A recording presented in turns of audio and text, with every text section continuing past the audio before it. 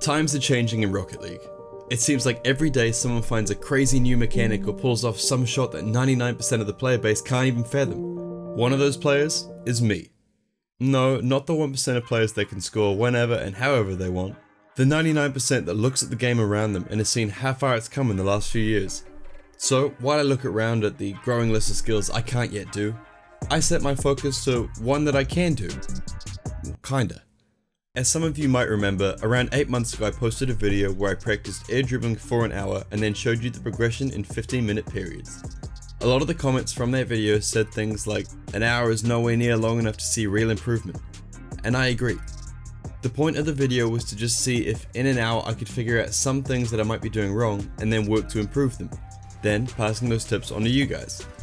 I then followed this video up by doing a 5-hour stream of just air dribbling practice. I had people come in and out of the stream giving me advice and tips when they could see I was messing up, and every now and then I'd play against viewers in air dribbling matches. This was a lot of fun for me and I really started to get the hang of it at the time. But now it is time for the third installment in the trilogy. Over the past month I've put in 100 hours worth of air dribble practice, and now it's time to pass on everything I learnt through my training to you guys. First off, we need to discuss your car. Everyone has a different preference. You tend to see a lot of freestylers using flat cars like the Dominus or the Breakout, and this is because the car is wider, which gives you more of a surface area to control the ball with. You also see players who might not be known as freestylers but certainly have a crazy amount of skill using the Octane. And of course you have some people that can't just use any car they want. Personally, I don't feel very comfortable in the Dominus or the Breakout. I've been using the Octane and the Fennec recently. Big thank you to Pixlar for being my training man and getting me the Fennec around a month ago when I came back to the game. I didn't know if I'd enjoy it at first, but I'll show you the first time I used it and why I ended up sticking with it. Oh, okay.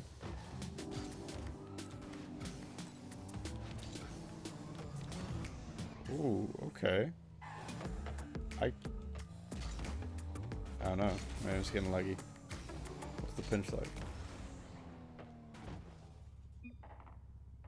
Oh. Moral of the story is, you can use whatever car you like. We all have our preferences, and if you are testing some out, then definitely give everything a go and you might find out that you do prefer flatter cars after all. Now, to the training. For just over a month, I put in around 3 hours of pure air dribble practice every day. Sometimes this would mean I wouldn't play ranked at all and would spend all the time just practicing. While this did at times get boring and feel over the top, I knew the progress I was making was worth it. So let's go over the things I've picked up in that 100-hour period that can help you take your air dribble game to the next level. Step 1 is the most important part of the air dribble, the setup. A lot of people have different views on this. DLG, who is the guy who can air dribble for like 3 hours, said that he doesn't boost when going up the wall. A lot of players say they boost just before contact with the ball in order to give it a little bit of momentum for the follow-up. I tested out both of these. I found that not boosting when going up the wall would work better when I was closer to the goal, as it would keep the ball nice and close. On the other side, I would boost a little bit before making contact with the ball when I was behind the halfway line. This gets the ball already moving towards the goal and means I don't have to waste boost on giving the ball speed, and instead I can use it to carry the ball in the air. So when going for the setup, if you are behind the halfway line, there are a few things you should do. The first thing is to check the angle of your car. You want the ball to be moving towards the goal without hitting the roof or going too far to catch up to. The closer to the halfway point you are, the more vertical you want your car to be going up the wall. Here are two examples of angles needed from an air dribble close to the halfway mark and further away from the halfway mark. You can see here I'm just behind the halfway point, and so my car is approaching the ball at almost a 45-degree angle, whereas when I'm further down the field, I'm approaching the ball with more horizontal momentum, which sends the ball further down the field. Now, when you're in front of the halfway line, you will almost always want to be more vertical when approaching the ball. This is in order to get the ball traveling towards the goal slightly, but mainly upwards, which gives you time to control it and carry it to the goal. If you were to hit it like I were approaching it from the halfway line, it would end up hitting the backboard or send me too close to the wall to make a threatening shot. This is a part of the air dribble that a lot of people don't put enough practice into, but hopefully now that you understand why you should approach each ball differently, you'll start to see a better initial touch on the ball to see you starting off strong. Speaking of this touch, the second thing you want to do is to make sure you're hitting the ball square with the front bumper. If you've lined up your car properly, this will give you the most consistent setups as they should be moving the way you want them to every time. The last thing you want to do is try to get your car moving the same speed as the ball in the run up to the first touch. This is important for getting a smooth transition from the wall to the air.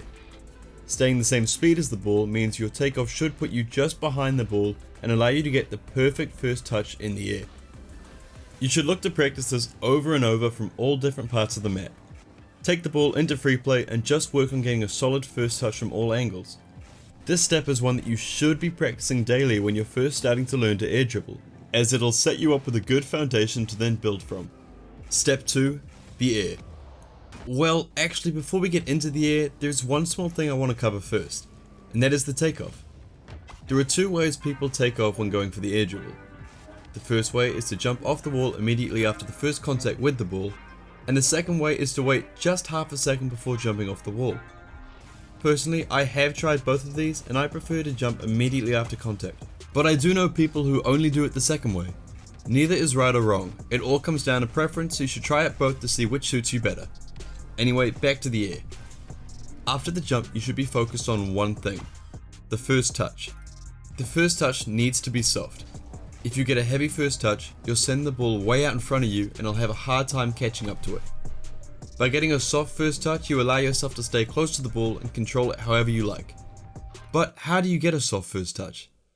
Well, if you stayed the same speed as the ball in the setup, this should send you slowly floating towards the ball already. You almost want to let the ball land on your car rather than you hitting it. And to do this, you want to avoid boosting when your car and the ball make contact. You can boost slightly if you find that you aren't catching up to the ball in time, but as you make the first touch, you should let go of boost altogether. This will result in less force towards the ball, which will keep the ball from moving away from you. If you've done everything I mentioned at this point, you should be comfortably in the air with the ball on the nose of your car the majority of the time. If you're not and are still having some trouble, then you really need to get this down first. I can't express how important this is. Too many times I see people who try to keep going for air dribbles without getting the takeoff right, getting mad at the game and not understanding why it isn't working. You make it so much harder for yourself by having an inconsistent setup. Also, considering you won't have unlimited boost in real games, the chances you can recover from a bad setup and have enough boost to pose a threat to your opponent's goal are very slim. Once again, before you throw yourself around the map for hours on end, I suggest going into free play and working on the first touch like you did with the setup. Take the ball off the wall, and once you get that first touch that leaves the ball sitting on the nose of your car, carry it to the ground, go straight into another attempt. Repeat this until you're comfortable with the setup and initial touch, and you can do them both consistently. You want to have this down early on, because this next part is where about 75 of my 100 hours of training went into. Step 3. The carry. This might seem like the hardest part of the air dribble, and that's because it is. Well, it can be. You can make it a lot easier for yourself by following some really simple tips. The first tip I want to go over is one that is mentioned in every air dribbling video, and that is to feather your boost. What do I mean by this? Feathering the boost is the act of tapping the boost button to maintain your height and speed. This gives you more control over your car than if you were to hold down boost during an air dribble, as it allows you to control the speed of the ball and the placement of your shot. Look at these two examples and you'll see the difference in the level of control. In order to properly learn to feather your boost, you need to be able to judge the ball's speed in the air and understand how much boost is needed to take you and the ball towards the net without losing control of the ball. This can only be learned through practice. There are, however, times where you should hold boost. Referring back to the last tip, if you have the ball sitting on the nose of your car without bouncing away from you, you should be able to hold down boost and have the ball feel as though it's stuck to your car. This can be useful when you're trying to start a fast air dribble. However, when you're learning, you'll find you'll often give up accuracy for the speed. This can be improved over time though.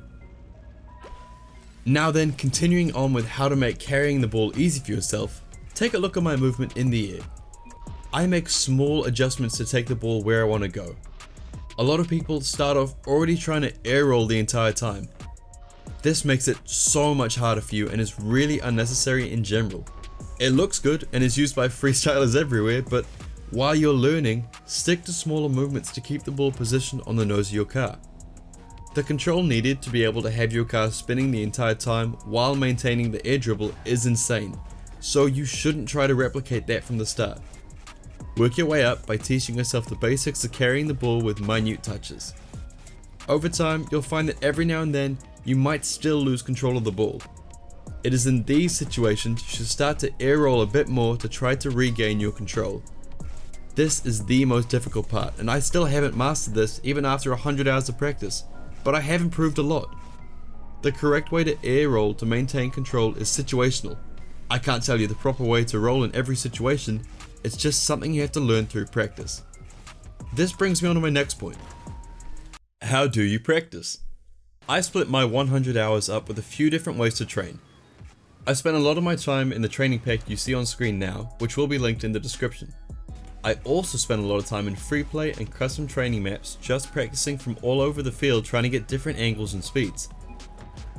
If you're on PC, an easy way to train the setup is to download Barker's mod and in free play, press up on the D-pad.